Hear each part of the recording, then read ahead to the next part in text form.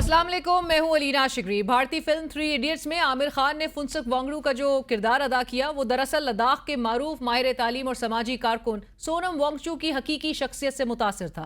आज वही हकीकी फुनसुक वांगडू मोदी सरकार के सामने खड़ा है, मगर इस बार मामला किसी फिल्म का नहीं बल्कि भारत के मुस्तकबिल का है। सोनम वांगचू ने भारतीय वजीर तालीम पर इम्तहानात के पर्चे लीक होने, तालीमी निज़ाम में बदउनवानी और मुसलमानों समेत मुख्तलिफ कौमों के साथ इम्तियाजी सुलूक के इल्जामात के खिलाफ दिल्ली के जंतर मंतर चौक पर तुलबा के साथ भूख हड़ताल शुरू की।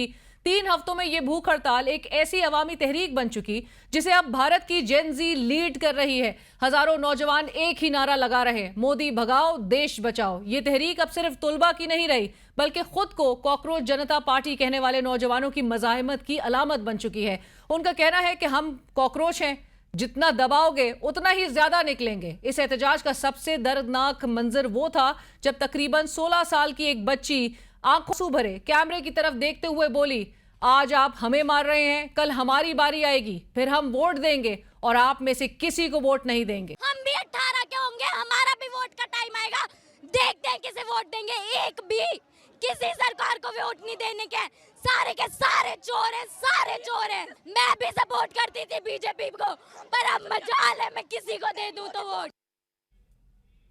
भारतीय सरकार जो खुद को दुनिया की सबसे बड़ी जमहूरियत कहती है, एहतजाज कुचलने के लिए हर ताकत इस्तेमाल कर रही है, लेकिन हर लाठी, हर धमकी और हर तशद्दुद के बाद ये तहरीक मजीद फैलती जा रही है। 16-16 साल की बच्चियां चीखती और रोती रहीं, उन पर लाठियां बरसाई गई, वाटर कैनन चलाए गए, आंसू गैस फेंकी गई, मगर उन्होंने एहतजाज छोड़ने से इनकार कर दिया। हम रेप के खिलाफ लड़ते हैं, इन लोगों ने खुद अभी लड़कियों के कपड़े फाड़े हैं। ये हमारे बच्चे जो हैं वो अपने हक के लिए मांग रहे हैं और उनके हक के लिए हम उनके साथ भी खड़े हैं। बड़े बड़े इश्यूज हैं, आप डिस्कस करने के लिए राजी नहीं है और बच्चों पे आप टीयर गैस कर रहे हो और उनकी पिटाई कर रहे हो। Prime Minister Modi is the most anti-youth Prime Minister India has ever had. And it's disgusting what the government is doing. Tear gassing students, lathi charging students is not democratic. Everybody is sick and tired of how the RSS has captured our education system.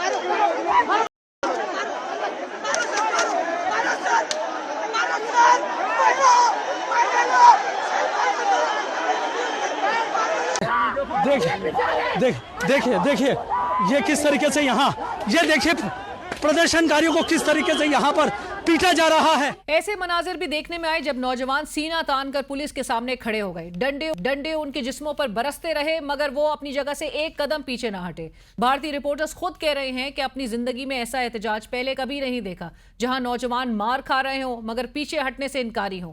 आज इस एहतजाज को सिर्फ नौजवानों की नहीं बल्कि मुतादिद सियासी जमातों और मारूफ शख्सियात की भी हिमायत हासिल हो गई है। बॉलीवुड अदाकार शबाना आजमी और मकबूजा कश्मीर के साबिक वजीर आला उमर अब्दुल्ला भी एहतजाजी कैंप पहुंचे। पुलिस ने रोकने की कोशिश की मगर नाकाम रहे। जब इन नौजवानों पर एंटी नेशनल होने का इल्जाम लगाया गया तो उन्होंने निहायत मंतकी जवाब दिया कि एंटी नेशनल हम नहीं, एंटी नेशनल वो हैं जो सवाल पूछने वालों को गद्दार कहते हैं। दिल्ली के साबिक वजीर आला अरविंद केजरीवाल मोदी हुकूमत को खबरदार करते हुए कहा कि जब बच्चे अपना हक मांगने के लिए सड़कों पर आते हैं तो आप उन पर लाठियां बरसाते हैं। मोदी जी, बच्चों से बात कीजिए, उनके गुस्से को समझिए, वरना यही गुस्सा कल आप पर भारी पड़ सकता है। युवा आखिर जाएं तो जाएं कहाँ? पहले आप इनके पेपर लीक करा देते हो, फिर पेपर दोबारा करा देते हो तो उसमें पूरा इवैल्यूएशन गड़बड़ हो जाता है। आखिर बच्चे जाएं कहाँ? उनका तो आपने भविष्य बर्बाद कर दिया। अब जब वो आप अपने न्याय मांगने के लिए सड़क पे उतरते हो तो आप उन पे लाठीचार्ज कराते हो। ये तो बिल्कुल सही नहीं है। बच्चों में बहुत ज्यादा गुस्सा है। मैं मोदी जी से कहना चाहता हूं कि बच्चों के गुस्से को संभालिए, नहीं तो ये आपकी के लिए बहुत भारी पड़ेगा। बच्चों के साथ बैठ के बात करो। हमारे बच्चे हैं, हमारे देश के बच्चे हैं, इनके साथ बैठ के बात क्यों नहीं करते? इतना क्यों अहंकार है? हमारे साथ हमें प्रोग्राम में ज्वाइन कर रहे हैं सीनियर रहनुमा पाकिस्तान मुस्लिम लीग नवाज वजीर आजम के आप कोऑर्डिनेटर हैं इख्तियार वली खान साहब। इख्तियार साहब अस्सलाम वालेकुम, बहुत शुक्रिया आपका प्रोग्राम में ज्वाइन करने के लिए। सीनियर सहाफ़ी तज्ज़ियाकार आमिर इलियास राना साहब भी हमारे साथ पैनल में मौजूद हैं। आमिर साहब अस्सलाम वालेकुम, शुक्रिया आपने भी प्रोग्राम में ज्वाइन कीजिए। और मुइज़ जाफरी साहब सीनियर माहिर कानून रहनुमा अवाम पाकिस्तान पार्टी भी हमें प्रोग्राम में ज्वाइन कर चुके हैं। मुईज़ साहब अस्सलाम वालेकुम, आपका भी बहुत शुक्रिया। गुफ्तगू का आगाज़ आमिर इलियास राना साहब आपसे। मौलाना साहब को आमिर साहब ज़रा समझाइएगा हमें कि मौलाना साहब को आखिर हो क्या गया है, क्योंकि मौलाना साहब जो कि अमूमी तौर पे एक बड़े एतदाल पसंद सियासतदान के तौर पे उनको देखा जाता है, सीजनड पॉलिटिशियन है, हमेशा से वो एक अगर जारहाना या उनका एक इख्तिलाफ नज़र भी आता है तो बड़ी एक शाइस्तगी उनके उस मौक़िफ़ में नज़र आती है। इस वक्त जो वो गुफ्तगू कर रहे हैं और मुसलसल कर रहे हैं, जबकि एक रिएक्शन भी उनकी स्टेटमेंट्स पे बड़ी आ रही है, सो ये हमें क्या बता रहा है?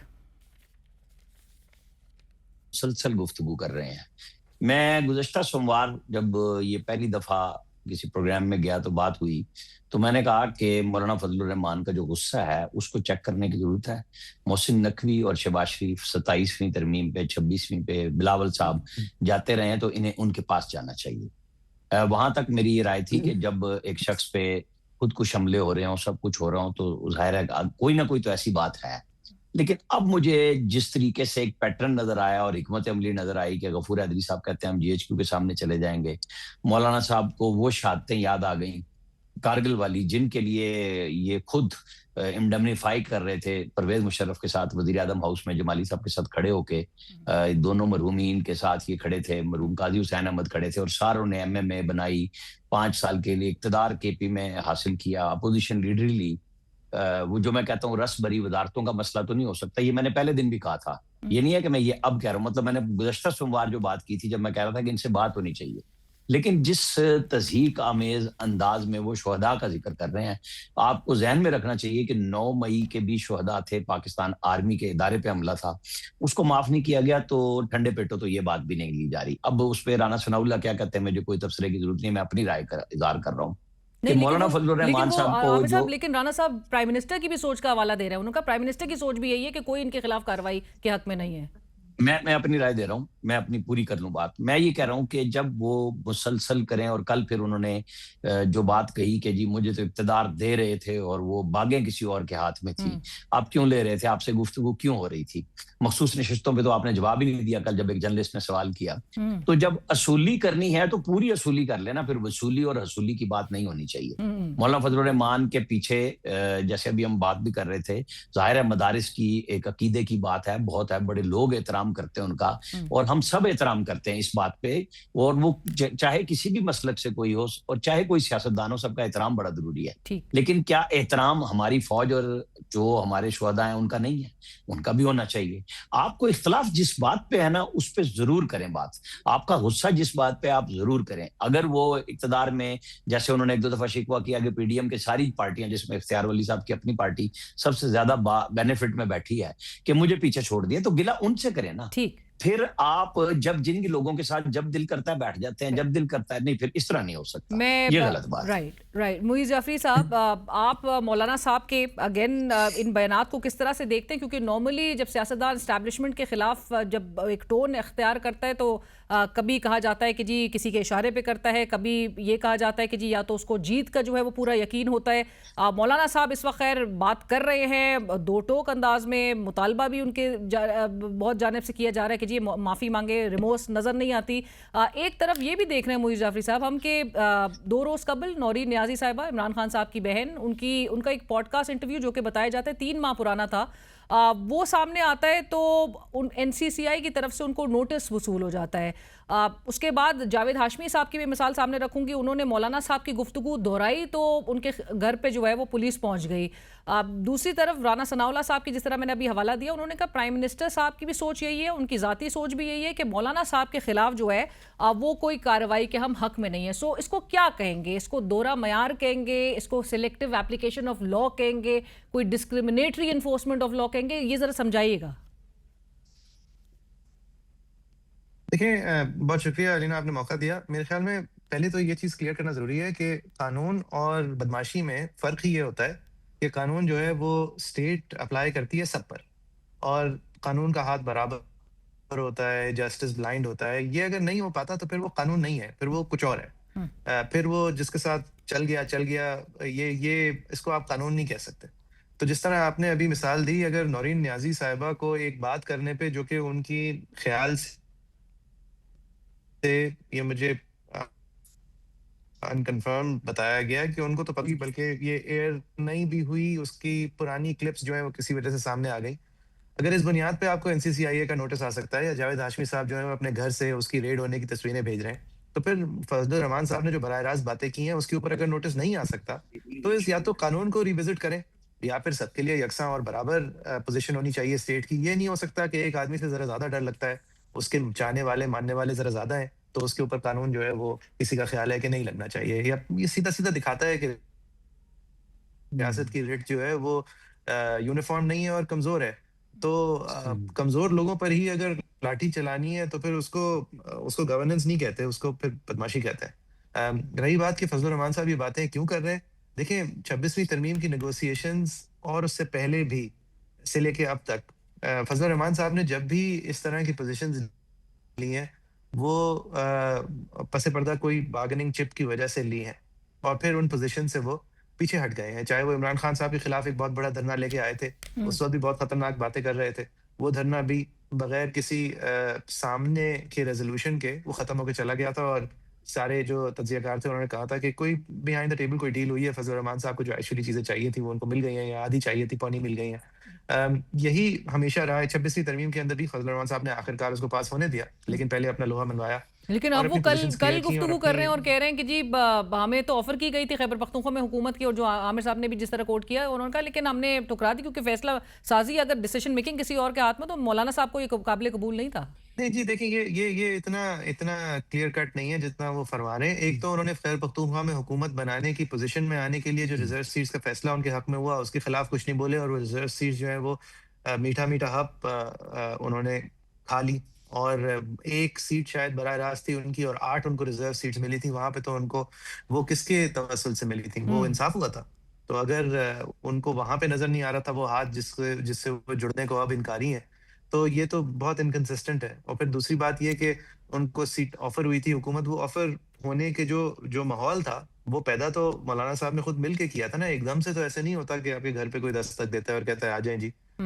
تو اس ماحول کے حصے دار تھے مولانا صاحب، اور ان کو شاید نظر آیا واضح کہ اتنی کھوکھلی حکومت تو یہ لوگ بھی نہیں چلوا پائیں گے، لہٰذا وہ شاید پیچھے ہٹ گئے. اب یہ میری رائے ہے، لیکن یہ اتنا نہیں ہے جس طرح فضل الرحمان صاحب دکھانا چاہ رہے ہیں، اور نہ ہی ان کے اندر کوئی جمہوریت کا ایک دم سے خواب جو ہے وہ ان پہ اجاگر ہوا ہے ایک دم سے. یہ اتنا سمپل نہیں ہے. ٹھیک. اختیار ولی صاحب، کیا حکومت مولانا صاحب کے خلاف کارروائی کرے گی؟ اور جس طرح بھی معیز جعفری صاحب بھی کہتے ہیں قانون جو ہے وہ تو سب کے لیے برابر ہوتا ہے، اگر جہاں پر برابر نہیں ہو، اور جس قسم کی مثالیں ہمارے سامنے ابھی نظر آ رہی ہے، نورین نیازی صاحبہ، جاوید ہاشمی صاحب، اور پھر مولانا صاحب کے حوالے سے کارروائی پہ رانا صاحب بھی ایک اپنا ویو دے رہے ہوں، تو کیا واقعی میں یہ کہا جا سکتا ہے کہ قانون جو ہے وہ یکساں نہیں ہے؟ بسم اللہ الرحمن الرحیم. بہت شکریہ علینا. 2-3 پہلو ہیں ان باتوں کے اور آپ کے سوالات کے.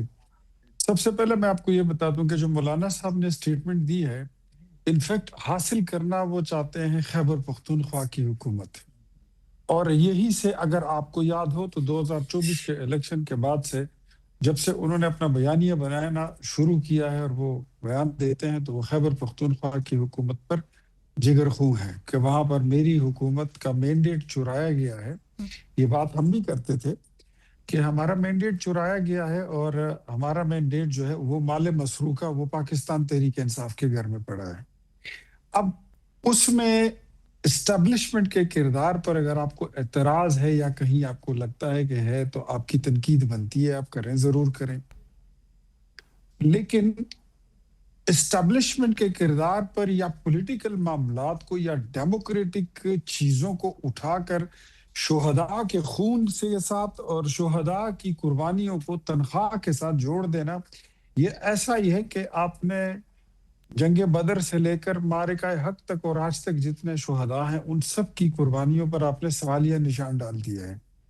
تو میرے خیال میں جوش خطابت ہو یا غصے کی انتہا کہیے، مولانا صاحب کا بنیادی مسئلہ جو ہے وہ اقتدار کا.